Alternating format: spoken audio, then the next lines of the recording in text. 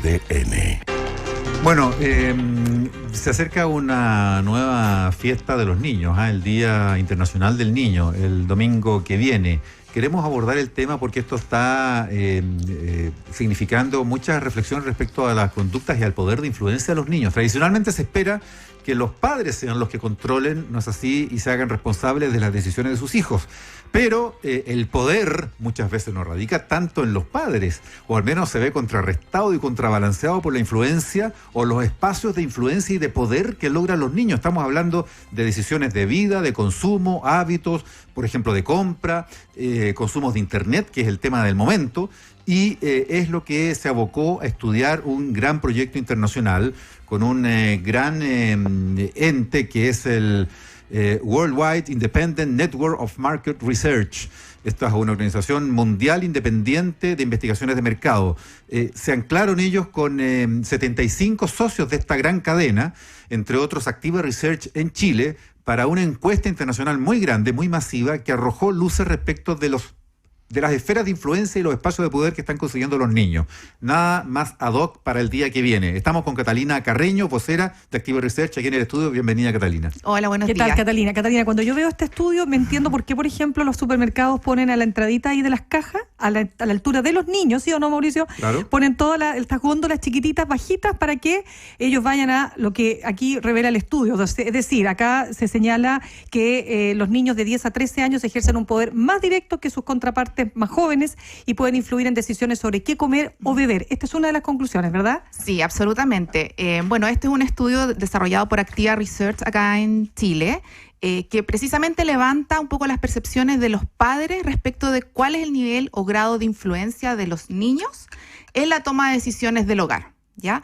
Y uno de los principales hallazgos tiene que ver con que primero hay un síntoma de un poder indirecto, que puede ser un poco más sutil, que no se da como tan evidente. No, sí, son muy vivos. Pero en el fondo están ejerciendo ahí un poder de influencia importante, pero también hay un poder directo. O sea, que el niño elige y toma la decisión de la marca o del tipo de producto que quiere consumir. Me gustaría tener una noción, Catalina, de las dimensiones de este estudio, porque decía yo, esto es internacional, porque eso también nos va a permitir sacar conclusiones de cuánto nos parecemos en esos aspectos en Chile respecto a otros países, pares o países distintos. Exactamente, sí. ¿Cuánta gente se entrevistó? ¿Se entrevistó a padres y a niños? ¿Solo a padres? ¿Cómo fue? Mira, esto fue un estudio que se llevó a nivel de continente americano. Fueron casi 5.000 entrevistas a padres de niños entre 3 y 13 años. Y ahí nosotros analizamos la información entre los padres de los niños más pequeños, entre 3 y 9 años y entre 10 y 13 años. Porque hay ahí pero estamos hablando de niños, no de adolescentes. No, son niños. Y de ahí la relevancia de los resultados, que uno esperaría que el poder de influencia fuese más bajo, pero observamos que niños entre 3 y 9 años influyen de una manera muy importante. ¿Y en Chile parecido a Argentina o a México o a Estados Unidos? Mira, Chile tiene la particularidad de tener un desempeño en general por sobre de varios de los indicadores, que se explican mucho por el nivel de acceso a internet que tienen los niños chilenos. O sea, por sobre que los demás países, porque los niños tienen más poder en Chile que en otros países. Exactamente. Vemos que en ciertas categorías los niños chilenos tienen un alto poder de decisión que va muy relacionado con el nivel de acceso a la información e internet que porque tienen. Porque aquí tenemos la mejor tasa de conectividad de América Latina de partida. Fíjate que me está soplando acá Leonardo Honores, nuestro compañero, porque él tiene una niñita chiquitita y me dice que el gran tema para los padres hoy día es, por ejemplo, cuando los niños se meten a YouTube y aparecen estas promociones o cómo abrir ciertos tipos de juguetes o juguetes que ni siquiera existen en Chile, y van generando en ellos unboxing. Claro, y van generando en ellos altas expectativas. ¿Qué es lo que te puede mostrar este estudio y también cómo enfrentar eso, ¿no? Mira, en el caso de los niños chilenos, un 89% tiene acceso a estos videos de YouTube que muestran este tipo de publicidad y de juguete, y aparece que son uno de los principales influenciadores de por qué quieren ese artículo, ese producto. De hecho, cuando uno lo compara con la recomendación de los papás, o sea, no, mira, sabes que yo te recomiendo que compremos esta otra cosa, es baja significativamente. O sea, ya la influencia de los padres está en torno a un 57% versus la influencia de los youtubers, por ejemplo, que está en torno a un 75%. Entonces, fíjate la brecha. La influencia de los padres versus los youtubers sobre el niño. Exactamente, Ya. exactamente. No, papá, ¿sabes qué? Yo prefiero comprar esto porque lo vi en YouTube. O sea, tienen en un argumentos canal. e información, manejan Exactamente, información. Absolutamente, sí. Catalina, y esto uno se pregunta cómo se traduce o cómo se ve a la luz de las diferencias socioeconómicas, porque en Chile hay una brecha digital, pero que en una de esas es menor que la brecha digital de Brasil, donde los niños más vulnerables no tienen acceso a Internet como sí lo tienen en Chile, incluso niños de segmentos socioeconómicos bajos. Pero igual hay una brecha, supongo. ¿Se ve una distinta realidad según segmento? Un dato súper relevante es que en el caso de los niños, nosotros observamos que la brecha a nivel de grupo socioeconómico es muy pequeña cuando yo lo comparo con los niños de otros países. Es decir, nosotros hubiésemos esperado que a lo mejor los segmentos medios altos, la penetración o el acceso hubiese sido más alto. Y no es tan así. Y no es tan así. O sea, hay una cierta homogeneidad en el acceso. O sea, mira, y eso tendrá que ver con que, estoy especulando, tendrá que ver con que en Chile, en ese sentido, los niños vienen con una mucho menor brecha digital también y de acceso a información, incluso en una menor brecha digital que la brecha digital que sí hay entre los adultos, porque los adultos de los niños sectores más vulnerables tienen menos acceso a contraargumentarle a los niños de pronto. Sí, lo que pasa en el estudio es que se observa que los niños tienen acceso a Internet no solo a través de un celular móvil propio, sino que también lo comparten o, por ejemplo, si un amigo tiene acceso a Internet, trata en el fondo de compartir con ese amigo para poder tener algún espacio de interacción a través de Internet. Por lo tanto, ellos buscan los caminos para poder tener este acceso. Se las arreglan para eso y para tener la información, en definitiva. Exactamente. Conversamos hasta ahora con Catalina Carreño, ella es vocera de Activa Research, a propósito de este estudio, los niños en el mundo actual. Estoy viendo resultados porque como esto, digamos, es para América, lo que incluye Norteamérica, Estados Unidos, Canadá, etcétera.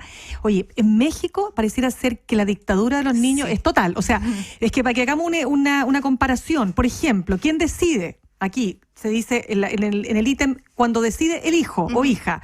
¿Qué es lo que ocurre? Por ejemplo, si en general en temas como entretenimiento, los dulces, chocolates que comprar, los yogur, la ropa, las bebidas, el comer afuera, comer comida rápida, artículos escolares, etcétera, etcétera, si los rangos así van entre los 14 y los 17, en México todos esos ítems se disparan por sobre 40%. Pero a ver, ¿qué es esto? No, yo sé que a lo mejor la gente va a decir, ¿qué me importa a mí México? Pero a mí me llama la atención en comparación con el resto del mundo, ¿no? O sea, del resto de la región, quiero decir. Es algo que pasa en México, que la decisión y el poder ya está mucho más arraigado en los niños.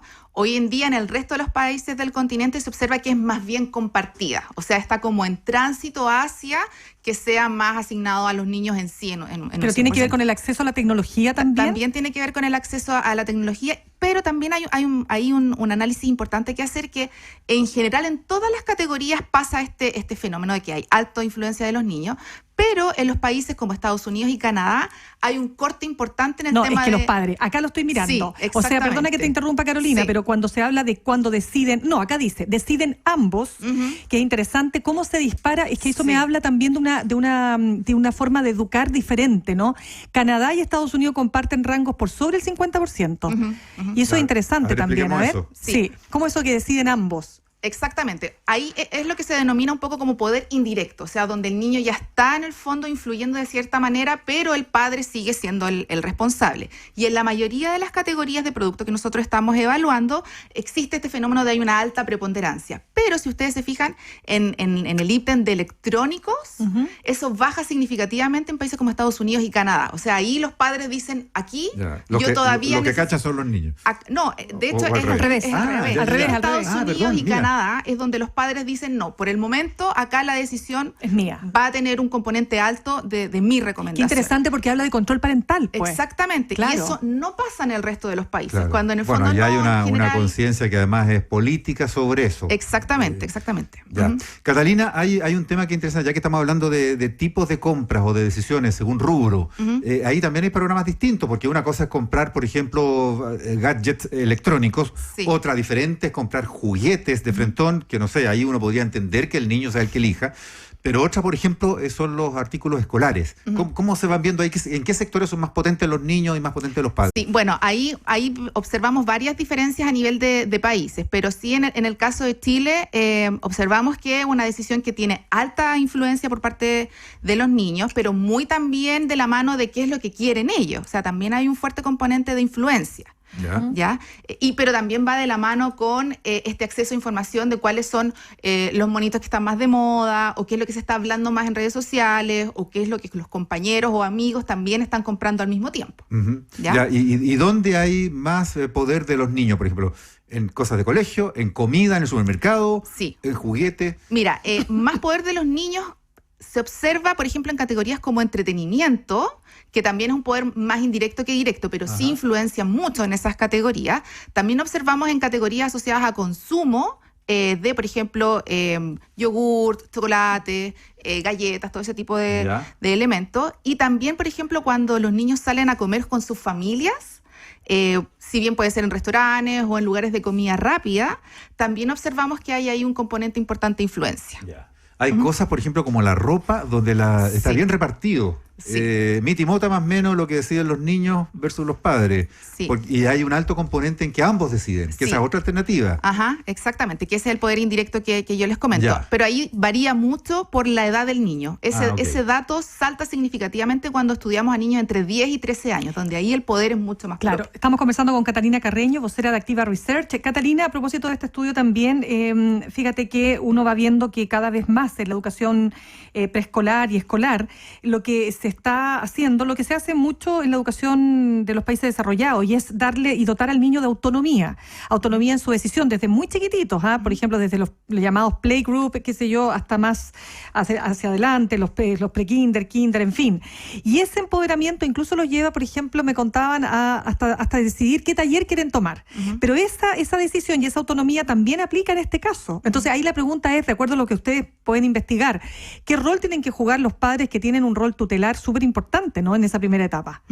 Mira, del estudio se desprende que los padres sienten que hoy día las decisiones se tienen que tomar de manera un poco más conjunta, como en beneficio de que el niño empiece a adquirir confianza en sí mismo y en las decisiones que ha tomado, porque finalmente esto es una decisión acompañada por un periodo, ¿ya? El que paga sigue siendo el padre al final. Exactamente. Los padres, el 30% de los papás confía en la decisión que va a tomar el niño. Y cuando nosotros estudiamos a papás que tienen niños entre 10 y 13 años, ese dato aumenta un 50%. ¿Ya? Entonces, el 50% de los padres dice que, ¿sabes qué? Yo creo que la decisión que va a tomar mi hijo está en la línea que yo creo que también es correcta. Por lo tanto, a medida que ese porcentaje se empieza a fortalecer y a ser más sólido, las decisiones lentamente también empiezan a aumentar sus alcances. Hay mayor confluencia de decisiones y... Exactamente. Ahora, Catalina, hay una cuestión interesante. Uno diría que hace pocos años, entonces, la principal influencia de este poder de los niños estaba en la publicidad, especialmente en la televisión abierta. Hoy en día, con el escasísimo consumo de televisión abierta, hay cada vez menor de niños, pero consumo sí de redes, de información directa, información que eligen. ¿Qué mensaje hay aquí para, por ejemplo, de la publicidad, las agencias de publicidad, los avisadores? Mira, porque me imagino que ustedes hacen estudios de mercado, me imagino que trabajan mucho con las empresas, les nutren de información de mercado, de opinión pública, de consumo a los productores, a los comerciantes. Sí, hoy día los niños tienen la característica de recibir muchas fuentes distintas de información y tener la capacidad de discriminar un poco de acuerdo a lo que sus pares también están conversando. ¿Ya? Entonces, ahí las redes sociales juegan un rol muy relevante. De hecho, aparecen como uno de los principales influenciadores.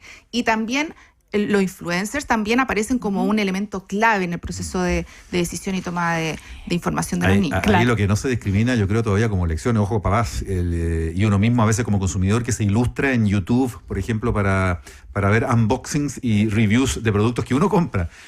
Ojo, porque no se está distinguiendo claramente entre los influencers pagados por los que están vendiendo y influencers que tienen sus propios canales y que opinan con autonomía. El estudio habla de ese tema especialmente, de cómo en el fondo se ejerce un control sobre el contenido que está viendo el niño. Y ahí Chile tiene todavía un espacio muy importante, una brecha que resolver. Es decir, todavía el niño tiene acceso no controlado.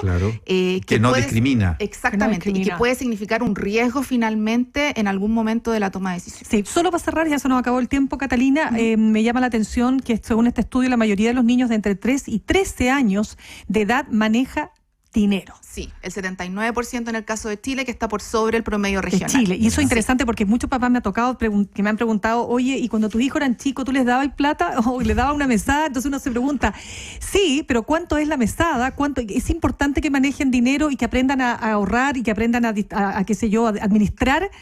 No sé, ¿qué se puede desprender de eso? Mira, la principal forma en la que adquieren el dinero tiene que ver con que le entregan, por ejemplo, para su cumpleaños, para el Día del Niño o para Navidad. No es necesariamente un dinero que es constante, ¿ya? Y sí, los niños están empezando a entender el concepto de ahorro. O sea, un 44% lo guarda, pero finalmente para consumir. Perfecto, bien, pues Catalina Carreño, vocera activa de Activa Research, muchas gracias por habernos acompañado. Gracias a ustedes. Esta Buenos mañana. días. Gracias. 8:28 minutos.